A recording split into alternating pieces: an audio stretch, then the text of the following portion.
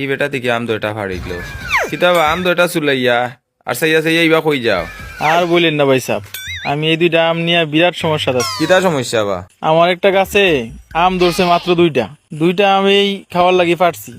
একটা খাইছি বালা, কয়েকটা দিয়ে ফুকে ধরিলছে। আমি চিন্তা করে পাই না এক গাছেরই আম, একটা বালা আরেকটা ফুকে ধরিল। এই চিন্তাই করতেছি ভাই, কিতার লাগি এই সমস্যাটা হইলো ভাই। ও ও কথা নি ইখান তুমি বুঝছো না নি, যে আম বালা বার হইছে ই আম হইলো বেটা আম, আর যে আম ফুকুরা বার হইছে ইগো হইলো বেটি আম, বুঝছো নি? এই কি বলেন ভাই, এই জীবনের প্রথম শুনলাম যে আম বেটা বেটি হয়, আর শুনলাম না ভাই। ধর্মিয়া তোমার এখন জ্ঞান নাই, আম একটা এখন খাইলে না একটা খাইল খাইলে না এখানে। আমার জ্ঞানের দরকার নাই, কালকে খাইলে আমি পাইলাম নইলে তুরে সব খাইলাম, আমার জ্ঞান দেওয়া তাইছি।